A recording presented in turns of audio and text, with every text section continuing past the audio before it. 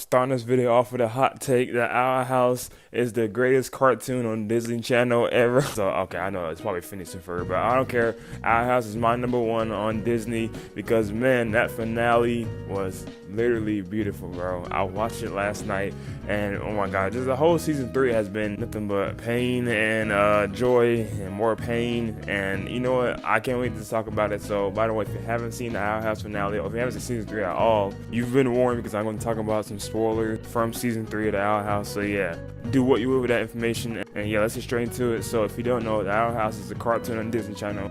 I know, Disney Channel, why you watching cartoons Disney Channel? Hey, shut up. Let me do me, because, man, I really enjoyed this series from the start. Well, okay, hear me out. When season 2 came out, that's when I started watching it.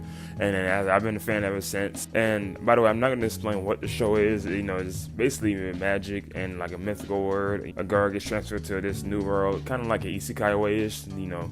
And I went over this in my last Owl House video on the channel a while back. I'll link it above, you know, top and link in the description. So check that out if you want to hear me talking about the whole series, like season 1 and season 2, because this video I'm talking about the ending and the final arcs of the Owl House. So I think what this series does is, you know, it's a Disney Channel series, but the reason I think it's probably easily one of the greatest. But I think the reason I like it so much because I was genuinely surprised at how dark this series got. I mean, mind you, so before the ending of like the later half season 2, this was actually a nice wholesome cartoon, because like I'm talking about when a girl gets isekai to, like, you know, a different place, a lot of things happen what is like dark or like, you know, weird. But this one, it was like normal, you know. You got to know the witches in this realm, you got to know like different characters, different, you know, groups and stuff. She even loose even to the magic school, and she was getting to know like magic powers. It was like really wholesome.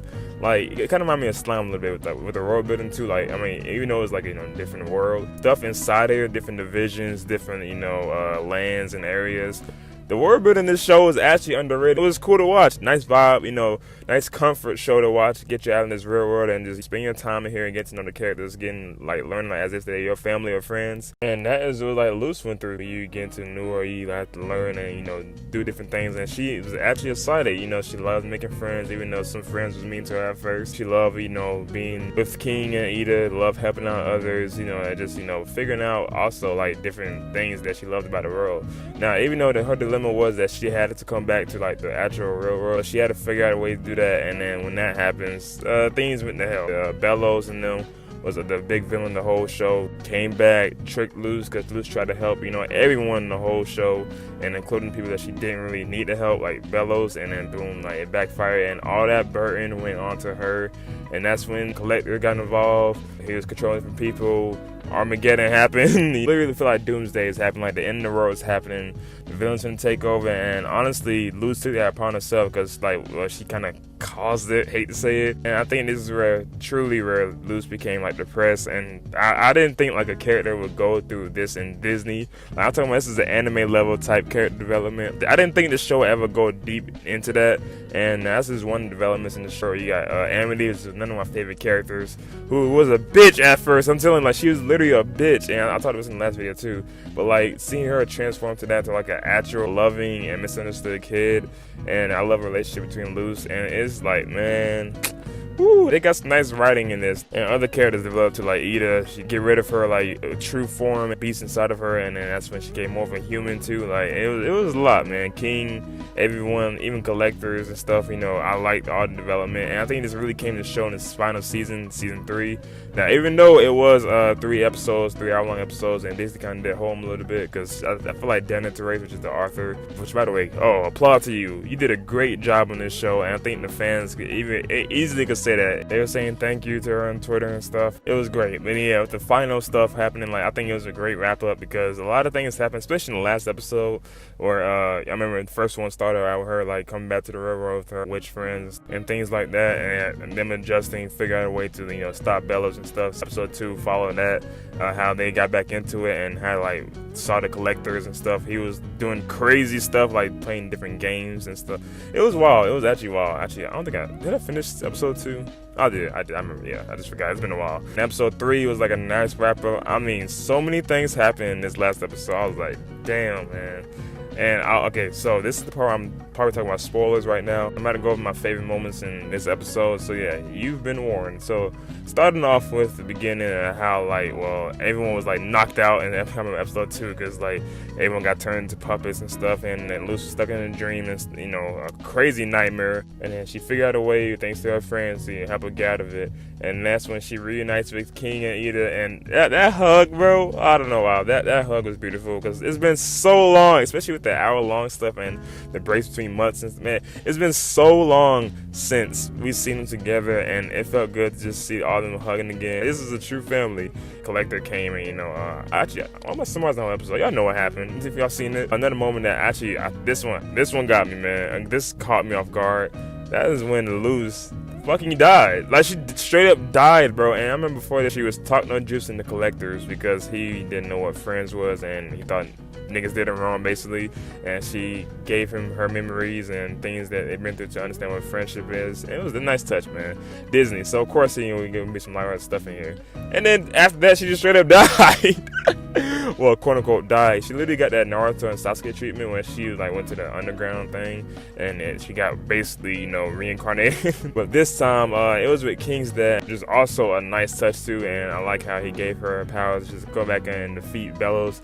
Can we please talk about that form she had? I mean, I like how that was a nice, great form of her. She got taller, her hair got longer. She had fangs, her eyes was black, man. It looked like a demon. It was a mix between Ida's beast form, a witch, and Luz. And she became an OP god for a minute. I like that, man. And even before that, Beast Titan form with Beast Titan, Jesus, the Beast form between Ida and King. I never seen that them together like that in the Beast because they had a rage because they thought, well, bro. Dude, that death, I'm sorry. Dude, and they showed the mom. Oh my God, they showed the mom crying. Dude, my stomach actually hurt it. It was a tight pain in my stomach.